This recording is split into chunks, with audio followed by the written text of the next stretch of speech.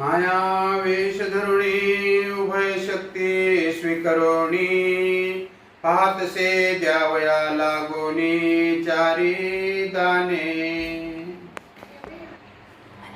माया वेश धरुणी उभय शक्ती स्वीकरोणी पाहतसे द्यावया लागोनी चारी दाने। सर्वज्ञ श्री चक्रधर स्वामी की जय। सर्व वासनिक नामधारक ईश्वर प्रेमी ईश्वर सद्भक्त व या पंथाशी निगडीत असणारे सर्वच ईश्वरीचा परिवार, आपला विषय आहे की चतुर्विध दुःख ते कोणते। तर मागच्या याच्यामध्ये प्रसंगामध्ये आपण निर्वेद आणि अंताप याचा खुलासा केलेला आहे। आता अनुशोच आणि आरती, निर्वेद अंताप अनुशोच आरती याला चतुर्विध दुःख असं म्हटलेलं आहे। तर अनुशोच आणि आरती याचा आपल्याला विस्तारपूर्वक विचार या ठिकाणी करायचा आहे। म्हणजे अनुताप म्हणजे सांप्रत्य दोषावर निर्वेद अंताप आणि आपलं निर्वेद अंताप अनुशोच आणि आरती।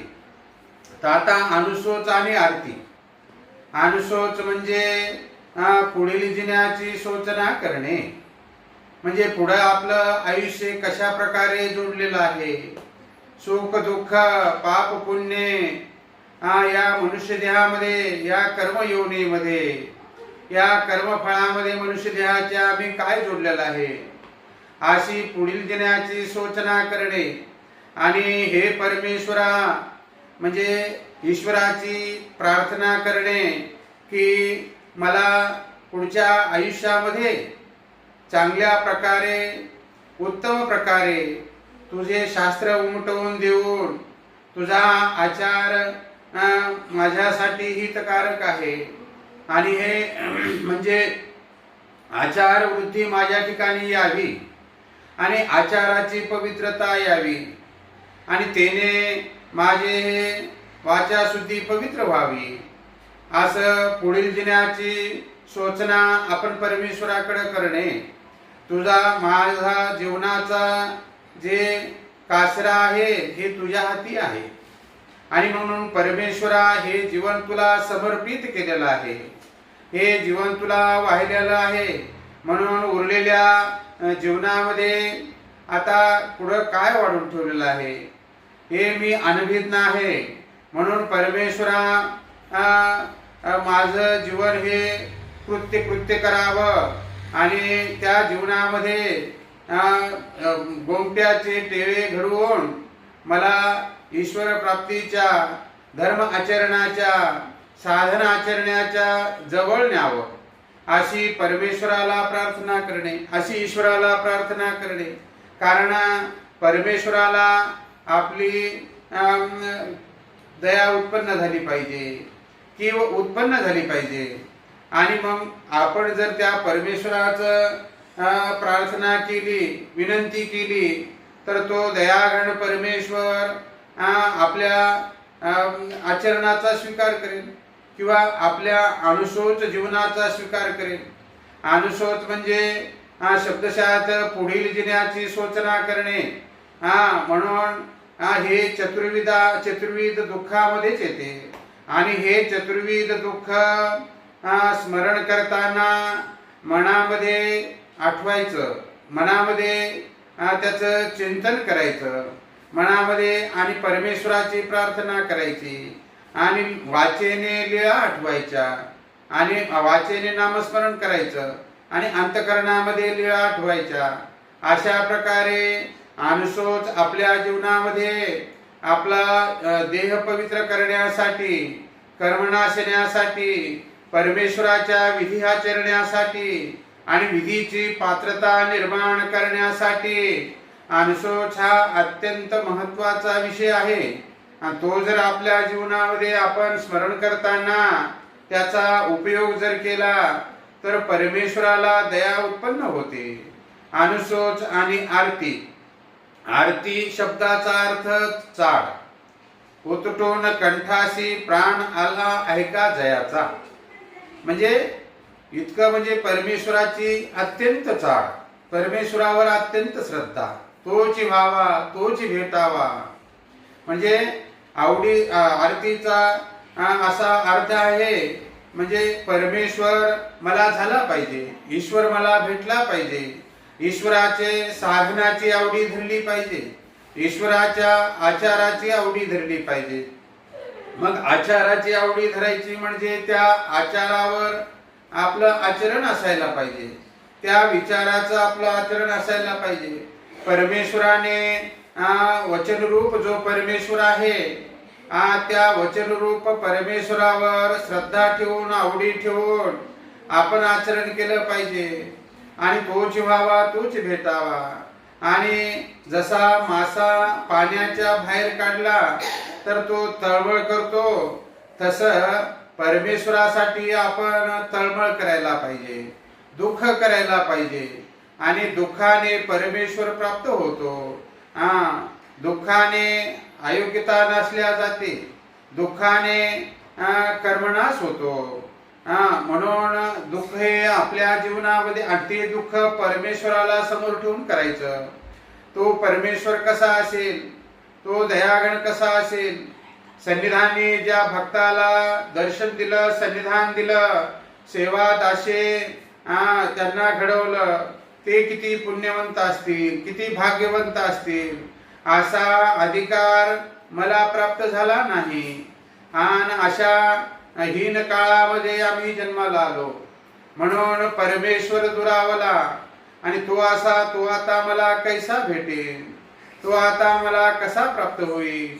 अशी म्हणून त्या आरती या साधनामध्ये परमेश्वराची चाड उत्पन्न झाली पाहिजे, ईश्वराचा गोडवा उत्पन्न झाला पाहिजे. परमेश्वर त्या क्रियेचा स्वीकार करतो आणि ती क्रिया परमेश्वराला प्राप्त होते. आणि म्हणून परमेश्वर त्या क्रियेने योग्यता देतात आणि वाचा शुद्ध होते, शरीर पवित्र होते. असे अनेक प्रकारचे विधी आपल्या महानुभाव संप्रदायामध्ये सांगितलेले आहेत. ते आपल्या जीवनाला ऊर्ध्व करण्यासाठी अत्यंत महत्वाचे आहेत. आणि ते जर आपण केले, जाणीव धरून परमेश्वराचे आचरण केले, जाणीव धरून देवधर्म केला, जाणीव धरून सेवादास्य केले, आसक्ताची सुश्रूषा केली आणि आपल्या पडल्याची सुश्रूषा की जे देवाने सांगितलं, तर हे जर तुम्ही माझ्या ईश्वराचा हे अधिकरण आहेत, माझ्या ईश्वराचे हे पाईक आहेत. म्हणून यांची सेवा केल्याने परमेश्वराची सेवा होते.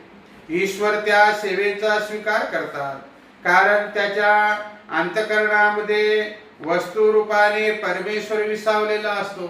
म्हणून त्या साधनवंताला प्रसन्न केलं तर ईश्वर प्रसन्न होतो.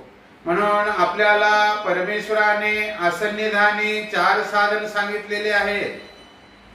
स्थान, प्रसाद, भिक्षुक आणि वासनी. हे 4ही साधन आपल्याला परमेश्वरापर्यंत जाण्यासाठी वाटमार्ग आहे. ईश्वराने सांगितलं की आधी आता असन्निधानी या साधनावर बुद्धी पाहिजे. मग असन्निधानी जर साधनावर बुद्धी असेल तर परमेश्वरावर श्रद्धा राहते. आणि साधनावर जर बुद्धी नसेल तर ईश्वरावर बुद्धी राहत नाही. आधी हेत बुद्धी व्हावी, मग तिच्या परिवारावर व्हावी. स्वामी म्हणतात सन्निधानीची गोष्ट आहे, आधी सन्निधानी येत बुद्धी व्हावी म्हणजे आमच्यावर बुद्धी असली पाहिजे. आणि मग तिच्या परिवारावर व्हावी. आमच्यावरच बुद्धी नाही तर परिवारावर कुठून असेल.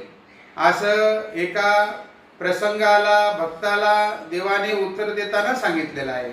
आता असन्निधानी आधी त्याच्या साधनावर बुद्धी पाहिजे आणि मग परमेश्वरावर बुद्धी पाहिजे. साधनावर जर बुद्धी नसेल तर ईश्वरापर्यंत, ईश्वरावर श्रद्धा, ईश्वरावर प्रीती आवडी त्याची राहत नाही.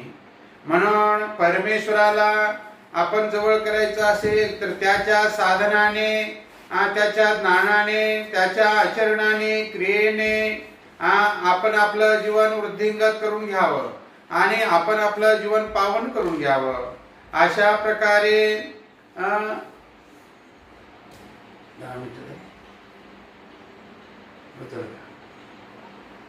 अशा प्रकारे आपण हे सर्व आचरायचं आहे. वासनिक बंधू, नामधारक, ज्या आयुष्यामध्ये, प्रपंचामध्ये, संसारामध्ये ज्या काही अडचणी आपल्याला निर्माण होतात त्या दूर करून परमेश्वर शास्त्राचा आधार घेऊन जे शास्त्रामध्ये सांगितलं त्याच्यावर चालण्याचा आपण प्रयत्न करावा. आणि तेच तुम्हाला हात देणार आहे, तेच तुम्हाला परमेश्वरापर्यंत नेणार आहे आणि संसारामध्ये सौख्य प्राप्त करणार आहे. कारण धर्म रक्षती रक्षतः, धर्मच आपलं रक्षण करतो. आपण धर्माचं रक्षण करावं. परमेश्वराचं ज्ञान आपलं रक्षण करते. आपण त्या ज्ञानावर चाललं तर त्या ज्ञानाचा उपयोग आपल्या आचरणामध्ये होतो. म्हणून बंधूंनो, अशा प्रकारची ही धर्मवार्ता आपण अंतःकरणपूर्वक, आवडीपूर्वक, इतर मनामध्ये कोणत्या गोष्टी न ठेवता केवळ आम्हाला परमेश्वर समजावा म्हणून अशा हेतूने आपण हे धर्मतत्व, धर्मनिरूपण समजून घ्यावं आणि आपल्या आचरणामध्ये शुद्धता आणावी, आपल्या विचारामध्ये शुद्धता आणावी. कोण काय करू शकत नाही. नराचा नारायण करण्याची ताकद या जीवामध्ये आहे, मनुष्यामध्ये आहे. म्हणून हे साधूनीच करावं, साधूनीच आचरावं. आमचं कार्य नाही, आमचं कर्तव्य नाही, अशा गोष्टी असं न म्हणता किंवा असं मनामध्ये विचार न आणता हे माझं कर्तव्य आहे, हे मी करेल. करेल म्हणजे नाही झालं, आज नाही झालं तर उद्या होईल, उद्या नाही झालं तर परवा होईल, पण आचरण्याचा प्रयत्न केला पाहिजे. दंडवत.